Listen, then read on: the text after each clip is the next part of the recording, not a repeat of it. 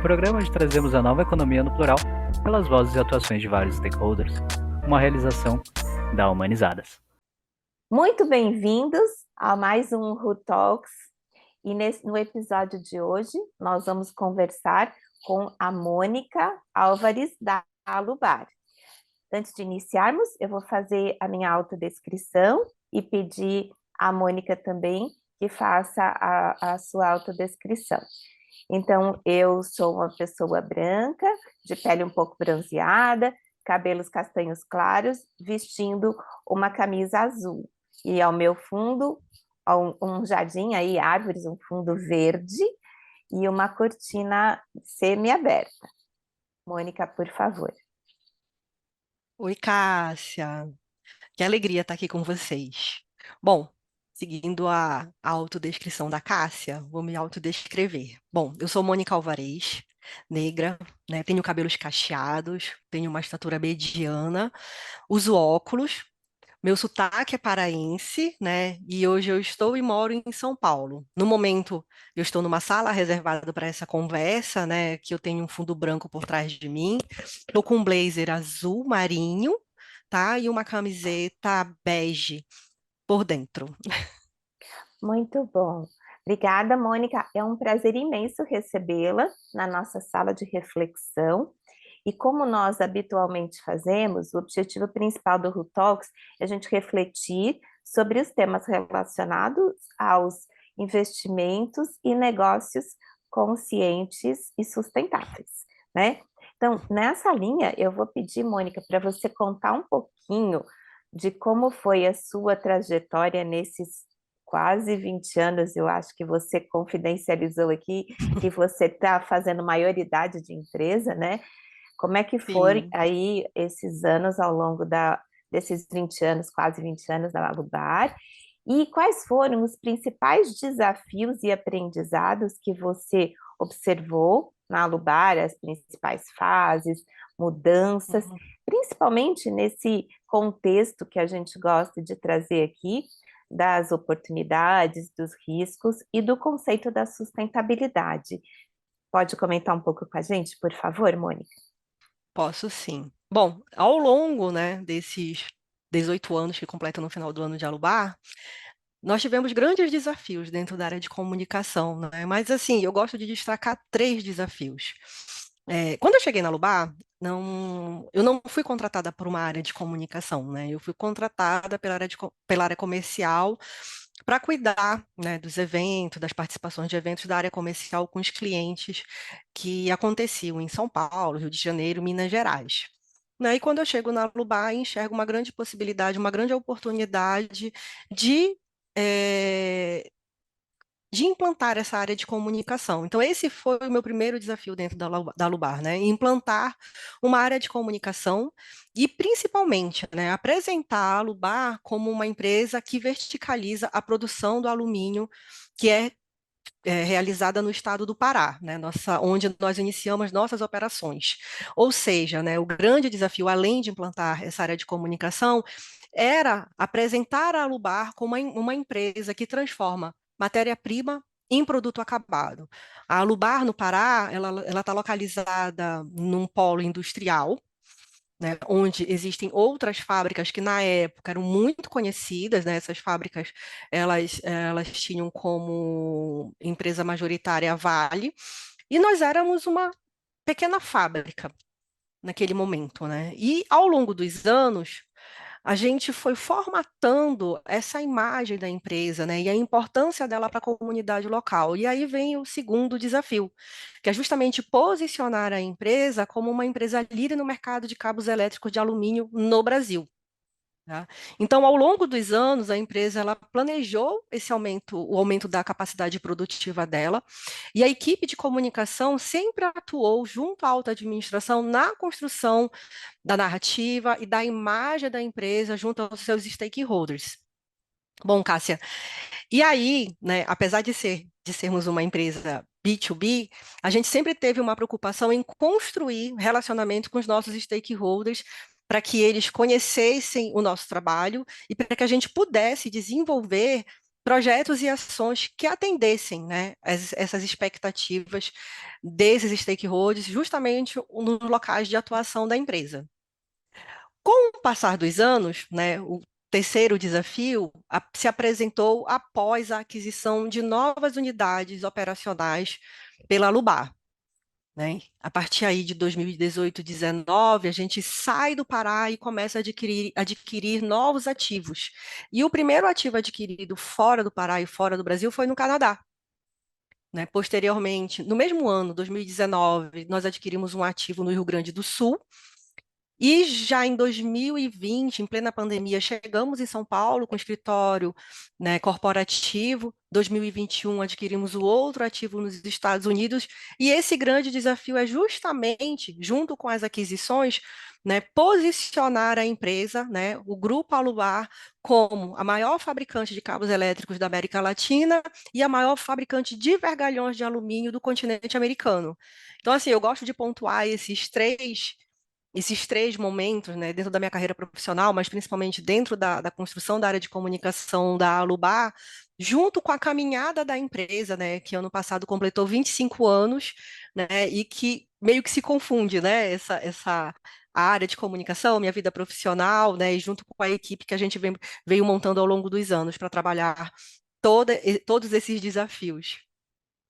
Muito bom. Antes de mais nada, eu queria dar os parabéns aí, tanto a você com a sua trajetória, quanto a Alubara. E nesses anos é visível e bastante concreto, né? Acompanhar a evolução, o crescimento, a ambição, do negócio da Alubara. Então, não como você também já tinha iniciado aí no nosso, enquanto a gente aquecia os motores para a gravação, você estava dizendo que flexibilidade e adaptabilidade é uma das suas características, e isso Sim, fica muito claro num profissional que consegue se destacar e ter sucesso em etapas tão distintas de uma organização, né? Também não é uma coisa muito fácil, então reconheço não. aí, sem dúvida, muita resiliência, muita visão, muita flexibilidade e adaptabilidade. Ótimos pontos. Eu acho que você trouxe, Mônica, na tua fala, a preocupação da Alubar junto aos stakeholders, né? E você comentou em algum momento o papel da comunicação Uhum, para isso. Eu queria pegar um gancho exatamente nisso, para a gente falar um pouquinho sobre as estratégias que a Alubar incorpora, considera ou ainda tem considerado, se ainda não conseguiu realizar todas, no que tange às necessidades destas partes interessadas do negócio, como a gente chama e define os stakeholders, e no desenvolvimento de uma estratégia de sucesso de negócio da empresa. E que você talvez pudesse até explicar qual é o papel da área de comunicação nessas estratégias e nesses pontos que você vai citar, por favor. legal. Bom, eu acho que o princípio básico, né, Cássia, assim, a nossa principal estratégia foi sempre identificar, né, após um mapeamento cuidadoso, quais são essas expectativas, quais são as necessidades desses stakeholders e sempre alinhadas com os objetivos do negócio. Né? Então, por exemplo, no Pará, onde a empresa iniciou suas operações, a gente sempre buscou construir esses relacionamentos e estar próximo dessa comunidade local, mas também dos demais públicos, né, que fazem parte do nosso negócio. Com as novas aquisições, né, como eu falei anteriormente, a gente adotou como estratégia um estudo que a gente chama de estudo de percepção social, tá? Da localidade onde a empresa, né, tem a ideia de se instalar. Então, quando a gente foi para o Canadá, para Montenegro, no Rio Grande do Sul, né, e para New Madrid, nos Estados Unidos, né, no estado do Missouri, a gente iniciou, né, esse trabalho por meio de um estudo de percepção social, tá? Para conhecer o ambiente, a cultura, o modo de vida da localidade, né? E para que a gente, posteriormente, pudéssemos criar conexões. Então, esse estudo ele foi compartilhado com várias áreas da empresa para que eles pudessem compreender como era o funcionamento daquela localidade, com quem nós poderíamos conversar, quem seriam as conexões chaves para que a gente pudesse é, se instalar nesses locais, nessas localidades, de uma forma mais efetiva. Né? Vamos convir que sair do Pará, ir para Montenegro, no Rio Grande do Sul, Canadá, na província do Quebec, no meio oeste americano, é muito diferente de estar no Pará. Né? São culturas diferentes, são expectativas diferentes, são gerações diferentes, né? Então, é muito particular cada unidade operacional. Até mesmo o nosso escritório em São Paulo, né? Então, cada local tem uma particularidade. E a gente sempre se preocupa em trazer a cultura Alubar, mas respeitar, né, a particularidade de cada localidade onde nós atuamos. Muito importante essa parte da regionalização, né? Uhum, Obrigada por trazer isso. Eu queria pegar também, explorar um pouquinho, Mônica, nessa tua linha de stakeholders ainda, sobre a importância de considerar as particularidades do local e tudo isso, e trazer um dado sobre uma pesquisa que a uhum, Humanizadas conduziu, que é a Panorama, realizada ainda, Pesquisa 2024, realizada em parceria com a Anshan. E uhum, a gente identificou que quando o assunto é sustentabilidade, a pesquisa foi realizada, perdão, em 2023, eu estou trazendo dados de 2023, né? E ela certo. apontou que apenas 12% das empresas se consideram pioneiras em práticas ESG, enquanto 35% ainda buscam adotar as melhores práticas. Então, 12% se consideram inovadoras e pioneiras e 35% estão considerando isso como uma pauta importante. A minha pergunta é: qual é o papel da sustentabilidade, da agenda ESG como um todo, né, na cultura da Alubar? Como é que isso, de alguma forma, molda ou se reflete no dia a dia, na cultura, na forma de tomar decisões da Alubar? E como a empresa busca integrar essas práticas sustentáveis nas suas operações de dia a dia? Mônica, quer comentar um pouquinho, por favor? Quero sim. Bom, eu costumo comentar que a agenda ISD na Alubar, ela vem sendo construída ao longo dos seus 25 anos, né? Esse dado que você trouxe, né, de 12% das empresas se considerarem pioneiras, né, é bem interessante, mas eu acredito muito nesse resultado quando você traz, né, que 35% buscam adotar essas melhores práticas, e foi o que a gente, ao longo desses 25 anos de atuação da Alubar, isso vem acontecendo. E por que que eu digo isso?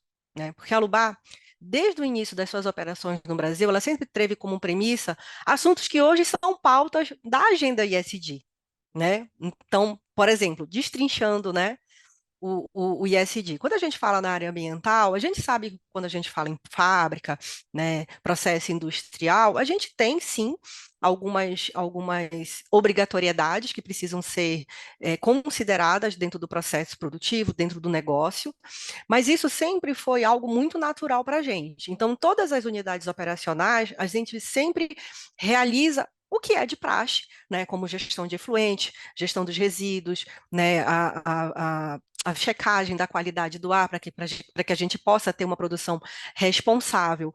Mas vale ressaltar que tudo isso é sempre muito baseado nas melhores práticas. Então, por exemplo, a gente tem tecnologia que a gente utilizou dentro da planta de Barcarena no Brasil, né, para mitigar, por exemplo, das nossas emissões, né, e que essa tecnologia a gente replicou para as outras plantas do Canadá e dos Estados Unidos, por exemplo. Então, a gente sempre vem adequando essas melhores práticas, por exemplo, ambientais, também para as outras plantas, né, que foram adquiridas, né, ao longo dos últimos anos. Então, essa preocupação ambiental em estar operando de uma forma adequada, sem agredir, né, sem ter um impacto tão significativo nas localidades, isso sempre foi uma preocupação nossa.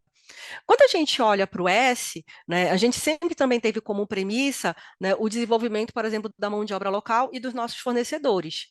Tá? Isso é uma premissa que a gente começou no Pará, onde a gente começou nossas atividades, mas a gente leva com a gente para Montenegro, no Rio Grande do Sul, para o Canadá e para os Estados Unidos, porque isso para a gente é uma premissa muito significativa. Tá? E a gente acaba tendo com isso um compromisso também com a comunidade local, com o desenvolvimento dessa comunidade local.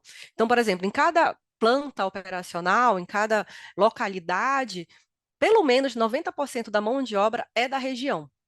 Né? Então, a gente tem esse compromisso com essas pessoas, né? A segurança é uma premissa super importante dentro do nosso negócio, né? E assim como, por exemplo, o atendimento aos direitos humanos, né? Então, a gente tem muito dentro da nossa cadeia de valor essa preocupação em combater, né, o trabalho infantil, o trabalho forçado ou compulsório, né? A gente busca promover o bem-estar das pessoas que estão trabalhando conosco e gerar um impacto social positivo para essas comunidades.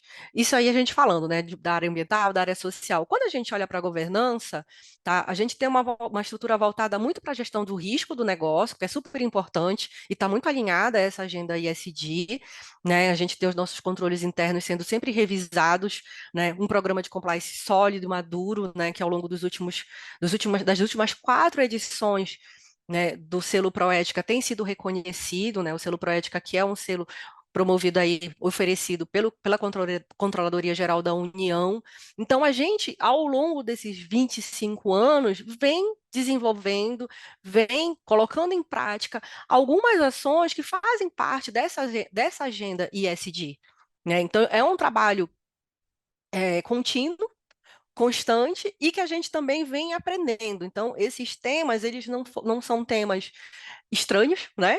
Não são temas novos, mas a gente se considera em fase de aperfeiçoamento dessa agenda. Excelente. Eu acho que você citou aí práticas bastante consistentes e, mais uma vez, reconhecendo que o trabalho de vocês é muito sério e a gente tem muito orgulho de contar com vocês aí como parceiros. Mônica, obrigada por compartilhar esses dados. Eu vou um pouquinho mais fundo nessa pesquisa e agora eu vou ler os dados aqui. Peço desculpas, mas vou ler. Segundo Tudo essa bem. pesquisa, com relação às práticas de governança, vamos entrar um pouquinho nas Uhum, práticas de governança implementadas, 50%, 54% possuem código de ética e política de anticorrupção. 47% possuem políticas de transparência e governança e 30% possuem comitê ou equipe focada em ESG. No entanto, apenas 17% delas possuem mecanismos para dar voz e incluir stakeholders em decisões estratégicas e 16% apenas atualizam a matriz de materialidade. Então, o que uhum, a gente está olhando? A gente está olhando aqui que tem um universo de pouquinho mais da metade que tem políticos de governança, que escrevem e se dedicam aos códigos de ética, anticorrupção e investem em transparência, quase 50%. E quando a gente vai falar, então, de políticas de ESG e entendimento dos múltiplos stakeholders em todo o processo, isso já cai bastante para 30%. Quando a gente vai falar perdão, para 30 não, para 17, e quando a gente vai falar de matriz de materialidade, 16, né? uhum, E eu sei que, mais uma vez, um grande orgulho para a gente, mas que vocês fizeram matriz de materialidade com a Humanizadas e uhum. vocês se beneficiarem ali da dupla materialidade, eu queria que você comentasse um pouquinho, por gentileza, o que significou para a Lubar ouvir os stakeholders e considerar isso no volume de pessoas consultadas, né, nessa Uhum. pesquisa, e também, se você já puder compartilhar, como esses insights e essas pontos de foco, pontos críticos de sucesso que foram apontados na matriz, como que isso foi integrado e está sendo trabalhado no processo, na operação da organização, Mônica. Eu acho que muita gente quer entender, principalmente no que muda com a dupla materialidade, o olhar desse impacto. Eu acho que aqui você com certeza pode ajudar a educar muita gente que talvez tenha desejo de fazer e não sabe por onde começar, e está aí nesses 16% que fizeram, o resto todo ainda não começou a investir nisso. Quer Uhum. comentar um pouquinho, por gentileza? Quero sim. Eu acho assim, antes de trazer os insights, né, e como foi esse processo, eu sempre acreditei que a matriz de materialidade, quando a gente pensa em montar uma agenda ISD ou organizar, né, essa agenda ISD, ela é o ponto inicial do processo, né? A gente precisa entender, né, quais são os temas materiais pertinentes ao negócio, né? E esse processo de construção da matriz de materialidade da Alubar, ela foi uma grande oportunidade de escuta, né? De uma escuta mais ampla, né, sobre as expectativas dos stakeholders e essa escuta, né, estar alinhada com o negócio Alubar, né? Então, assim, para mim, ela sempre foi o ponto inicial de como poderíamos avançar nessa agenda ISD, né? A gente teve um bom número de respondentes, né, quando a gente começou essa construção da matriz de materialidade, né? A gente fez uma campanha que permitiu o acesso, né, de boa parte dos nossos públicos dentro da pesquisa, e foi super interessante esse processo inicial, né, de convidar os stakeholders a contribuir com essa construção da matriz de materialidade, tá? O maior insight, assim, desse processo foi entender que a construção dessa matriz, ela, né, nos ajudou a identificar justamente esses temas materiais pertinentes ao nosso negócio, né? Costumo dizer que a gente sai da esfera do achismo para a esfera dos dados reais, né? Para os fatos, né? Porque a gente tem como profissional, como pessoa, enfim, enquanto empresa, sempre está na esfera do achismo, e a pesquisa ela vem, né, para justamente contrapor ou, né, afirmar aquilo que, né, que a gente já vem percebendo no dia a dia junto aos stakeholders, né? E aí, com essa matriz, a gente compreende, né, ainda mais, né, como a empresa e os impactos gerados por ela, junto às partes interessadas, podem ser priorizados, né, de acordo com o planejamento e as diretrizes da Alubar. Então, isso foi super interessante, né? E aí, a nossa preocupação é justamente, com este resultado, alinhar as estratégias da empresa, né? Os resultados dessa matriz de materialidade, né? E o nosso próximo passo, né, é a construção dessa agenda ISD, né? Apesar da gente ter várias práticas, a gente precisa ter essa agenda aperfeiçoada, como eu falei anteriormente, né? O resultado dessa matriz, ela vai nos orientar nessa jornada, né? A gente acredita que isso é uma jornada, a gente entende que o ISD, a sustentabilidade, são temas transversais, né? Perpassam por todas as áreas da empresa, e a gente, enquanto área de comunicação, é apenas um meio para ajudar a empresa dentro dessa jornada, né? É uma jornada que vai nos permitir para que a gente possa se concentrar nesses esforços junto a esses aspectos, né? Junto a esses temas materiais, dentro do que realmente importa para a organização e para esses stakeholders, né? O objetivo que a gente atenda, né, essas várias relações com investidores, clientes, colaboradores, comunidades, enfim, né? Então, a gente está nesse processo inicial, a gente tem o CEO do Grupo Alubar, né, sendo o sponsor dessa agenda ISD, junto com várias outras diretorias, junto com várias áreas envolvidas dentro desse processo. Mônica, você lembra quantos stakeholders foram consultados na sua base de pesquisa? Foram 5 colaboradores, É, é, 5 fontes, né? Mas em 5. números. Sim, Em números foram cerca de 1.000, isso. 1.100 e pouco respondentes, né? Isso. Exato. Mil Era e cento e pouco respondentes. quase 1.200 Isso, no volume de respondentes considerados, né? isso. O que incluía também gente de fora do Brasil, certo? Sim, nós envolvemos os nossos colaboradores que estão nas plantas fora do Brasil, né? Tivemos resposta também desses colaboradores, né? A maior parte do nosso efetivo fica no Brasil, mas tivemos a contribuição deles também, né? Tivemos a contribuição de fornecedores, comunidades, ex-colaboradores, familiares, enfim, fornecedores, parceiros. Então, assim, foi muito rico, né, a participação deles, a contribuição deles.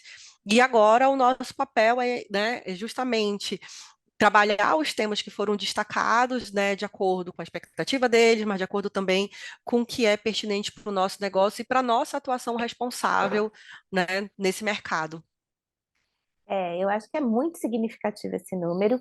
Você também mencionou rapidamente que a campanha foi bem conduzida, que a gente teve uma adesão muito boa, e isso também Uhum, faz parte do sucesso. Mas eu, pessoalmente, me recordo que quando a gente foi fazer o primeiro kickoff, né, da uhum, matriz de materialidade, a gente esteve numa reunião com o Maurício, CEO, e com sim.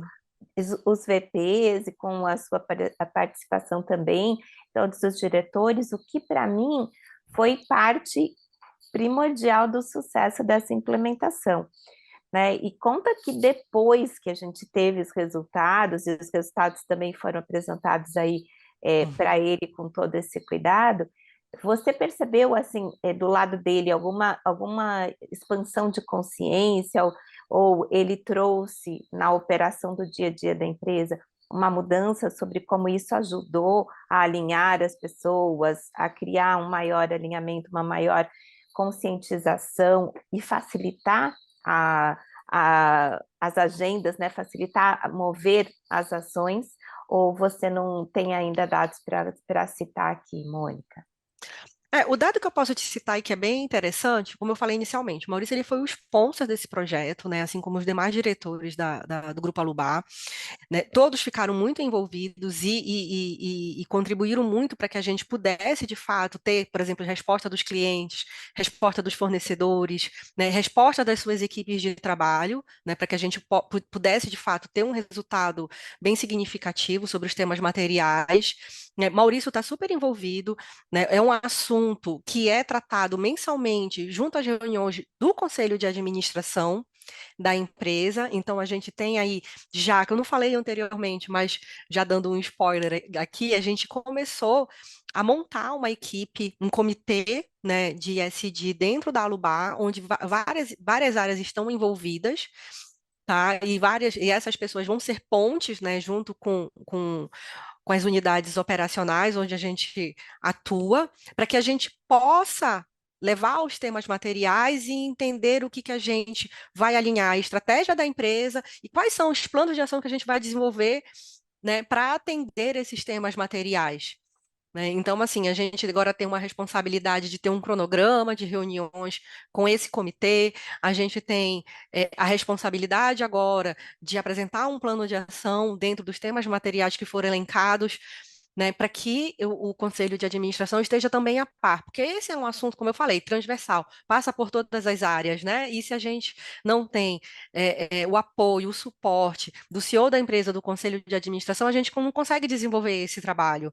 Né? Então, assim, são assuntos que a gente já vem ao longo dos 25 anos falando sobre eles, não são assuntos novos, a gente sabe disso, né? E a gente não vai falar aqui da história do ISD, da história da sustentabilidade, porque a gente conhece, né? Sabe como isso veio sendo desenvolvido ao longo dos anos, mas a gente compreende que é um novo momento, né? A gente está falando de ESG, mas a gente está falando de riscos, a gente está falando de temas materiais, que foi um tema cunhado na contabilidade, né? É um tema que vem da área de contabilidade, e aí a gente tem hoje aí o IFSR, né, vindo com uma nova modalidade de relato, né, aliando o relato contábil ao que é sustentabilidade dentro da empresa, fazendo esse link. Então, é um assunto que ao longo dos anos ele vem sendo aprimorado, que o mercado sim, né, tá de olho, né? Muito se fala sobre a carta do Larry Flink em 2020, 2019, 2020, a carta agora ele meio que recuando, ele não está recuando, né? Ele não está recuando, ele não está recuando e não está ponderando, né? O termo está sendo adequado, a história está sendo adequada para o mercado de capital, né? Mas os investidores não vão deixar de olhar as ações ambientais, sociais e de governança das empresas. Isso está posto, né? A gente não vai recuar, né? Existem particularidades, enfim, no mercado americano, no mercado europeu, no mercado brasileiro, existem particularidades e as empresas elas vão se adequar, né? As empresas vão se adequar e vão criar uma maturidade sobre o assunto, né? Por quê? Porque isso é necessário. Né? Vivemos num mundo ainda em transformação, principalmente pós-pandemia, né? E isso precisa ser considerado. Então, a gente, enquanto Alubar, né, precisa olhar desta forma e entender esse movimento e nos adequarmos, mas sem antes entender que somos um negócio. Precisamos gerar impacto positivo, mas precisamos também aliar tudo isso a um resultado, né? Porque a gente não é uma empresa filantrópica, né? Temos resultados, temos pessoas que dependem desse nosso trabalho, né? Tem famílias envolvidas nesse nosso trabalho, então é um conjunto. Exato, são todos os elos dessa corrente, né, que faz Uhum, o negócio prosperar. E a prosperidade, a gente também aprende aqui que a prosperidade é quando você entrega valor todos os dias e para todas as partes. Acho que sim, você trouxe de forma bem madura o ponto que da última vez que a gente teve nessa sala de reflexão também com o CEO ali da Divicred, Cicobi, ele mencionou que o aprendizado deles é que não existe paraíso social em ruínas financeiras, né? sim, Então, quer dizer, nada que a gente possa fazer pelo clima, pela sociedade, pode vir sem a gente ter resultados sustentáveis financeiros, né? É por sim, isso que é o conjunto todo. E acho que isso também é uma maturidade que vem se conquistando para que entender que não é uma coisa ou a outra, mas é integração. A gente vai continuar dando lucro e a empresa, como tem a obrigação de remunerar a capital dos investidores, precisa cumprir essa parte com os seus stakeholders financeiros, mas ela também precisa estar gerenciando as suas externalidades, e é esse o aprendizado. Se sim, a gente gera impacto negativo, porque quase tudo que a gente faz tem seu efeito colateral, como qualquer droga que a gente vai consumir, que ela ajuda e faz, se você faz um tratamento, quando você abre ali todos os efeitos que podem ter, você fala, ai, nem vou tomar esse remédio. Mas então, estando consciente, você mitiga os riscos. Estou dizendo que sim. não possa fazer o negócio, mas o que a gente está dizendo é que hoje a gente aprendeu que se você ganha dinheiro explorando aquele segmento, você precisa cuidar daquela área, porque senão isso não é sustentável nem para o Não seu é negócio, sustentável. isso passa a ser um risco, e aí financeiramente tem um valor, e esse risco entra na tua equação de valor, né? Sim, E é sim, isso que a gente está acompanhando, muito bom. E a matriz de materialidade, pelo que eu te ouvi aqui, é fundamental para a gente alinhar as partes para fazer o que vocês trouxeram, que nós também advogamos muito nessa linha, que é o conselho trabalhar alinhado com os executivos, e esse instrumento, ele permite que todo mundo enxergue uma versão única, né, do que precisa ser priorizado, compreenda até o planejamento orçamentário, por que que estamos colocando budget nessa ação, por que sim. que não vamos priorizar outra, isso ajuda a criar um ambiente mais coeso para a obtenção de melhores resultados para todos. Então, que bom que você trouxe, que bom que a Lubar já está fazendo. Mais uma vez, um orgulho grande para a gente de vocês usarem a Humanizadas e os nossos dados para cá. Mônica, a gente poderia passar o dia inteiro aqui falando, com certeza, porque o assunto é apaixonante, a história que vocês estão construindo também. Mas por questões de tempo, para ser respeitosa aí com a nossa agenda, com a sua agenda principalmente, eu queria que a gente agora fosse para os finalmente, e aí você, como líder, responsável por estar puxando essa agenda, e aí à frente de muitas organizações, pelo que a gente viu nos dados, apenas 16% fazendo o que vocês já estão fazendo, que é a materialidade. Talvez o que considerações finais você gostaria de deixar para encorajamento de outros líderes para virem aí nessa direção? Ou o que você diria para as pessoas novas que estão chegando na área?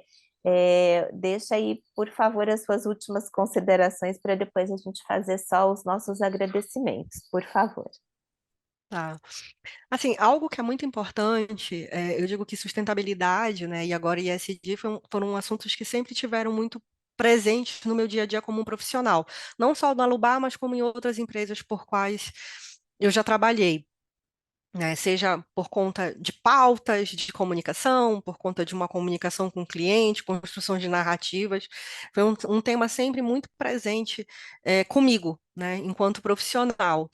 E eu acho que o mais importante é justamente, enquanto liderança, a gente precisar entender sobre o negócio, mas principalmente quais impactos esses negócios geram para cada stakeholder, né, para cada parte interessada, né? A gente compreende que ao longo do... Minha grande vivência foi sempre em indústria, e nas indústrias a gente tem a grata experiência de passar por sistemas de gestão ambiental, de qualidade, né?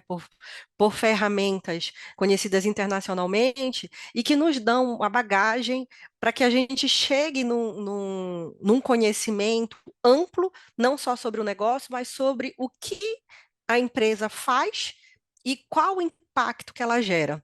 Então, esse conhecimento sobre, né, o negócio, o conhecimento sobre assuntos que não só dizem respeito à sua área de atuação, né, olhar o todo, olhar de forma holística para o todo, faz com que a gente desperte a curiosidade, e aí a curiosidade é um diferencial num profissional que quer avançar nessa caminhada. Não só na caminhada ISD ou de sustentabilidade, mas numa caminhada de carreira, né? Inclusive, de carreira. Então, a gente precisa olhar o todo. Então, como profissional da área de comunicação, olhar o todo para mim sempre foi uma premissa fundamental para que eu pudesse avançar e para que eu pudesse colaborar por meio do meu conhecimento, do meu aprendizado ao longo dos anos com o negócio, né? Com o resultado da empresa. Então, isso para mim é condição primária dentro do meu trabalho, né? E aí, eu sou entusiasta da liderança, entusiasta do tema ISD, sustentabilidade, e entusiasta de que eu posso sim contribuir com o resultado da empresa, né?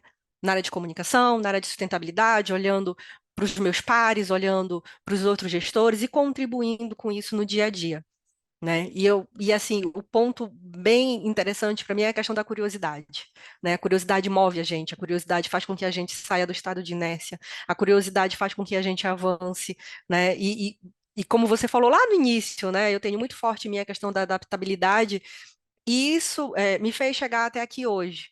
Né, me fez acreditar no que a gente poderia trazer para a empresa enquanto um tema atual e ajudar dentro desse processo, né, não só com o público interno, mas ajudar com o cliente, com o investidor, com o acionista, né, com o fornecedor e, enfim, demais stakeholders. Excelente.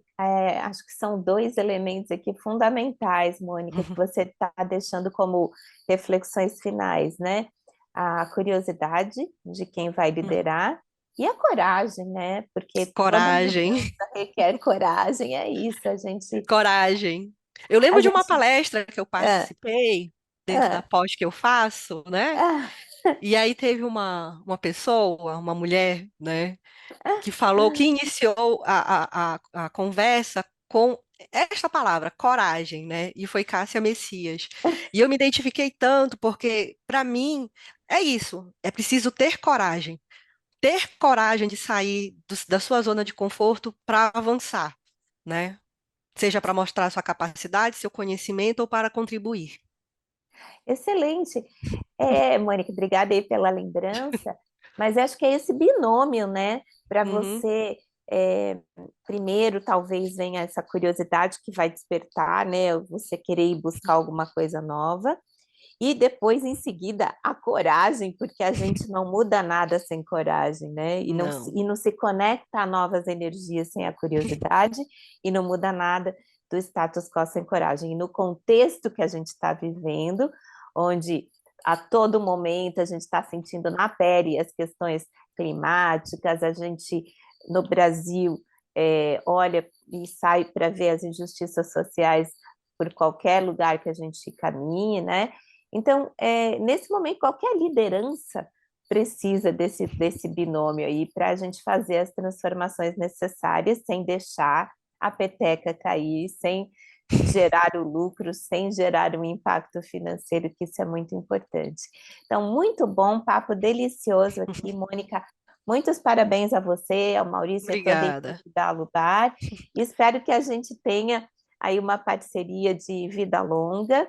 Desejo muito sucesso na sua carreira também e quero incentivar a nossa audiência a continuar acompanhando os nossos Ru Talks, onde a gente traz líderes inspiradores como a Mônica e que histórias para que mais lideranças tenham a coragem de fazer o que você está aqui com tanta coragem trazendo com muita maestria. Muito obrigada, Mônica, obrigada pela generosidade também de compartilhar tudo isso e pela confiança nos dados da Humanizadas que permite o trabalho com os stakeholders. Obrigada Eu e quero, até a próxima. eu quero agradecer muito, muito o espaço, né, a oportunidade de falar da Alubar, de falar da minha atuação, né, mas agradecer principalmente a parceria, né, as descobertas, os aprendizados, né, e esse caminho que a gente está seguindo, né, a Humanizadas nos proporcionou uma, uma, um passo muito importante, né, dentro dessa jornada ISD, né, que a gente está construindo, né, está se aperfeiçoando, e eu aconselho, né, aconselho a entender esse processo de matriz de materialidade, a entender a metodologia que vocês oferecem, né, para o cliente, é super importante. E não só seguir o Rutalks, né, mas seguir a Humanizadas, tem muito conteúdo legal no LinkedIn, né, na newsletter de vocês, então isso é super importante. O conhecimento ele é agregador, né? Ele nunca é de menos, ele sempre é de mais. E aí é super importante a gente ter essas referências dentro do mercado, você, o Pedro Paro, né? E assim como todos tantos outros que vieram construindo esse legado da sustentabilidade agora do ISD. Muito obrigada, viu, Mônica? Obrigada mesmo, obrigada pelo tempo e a disponibilidade de fazer mais um programa conosco. Espero revê-la em breve para a gente falar ainda mais sucesso da Alubar. Até Com a próxima. certeza. Muito Obrigada. obrigada, viu? Tchau, tchau.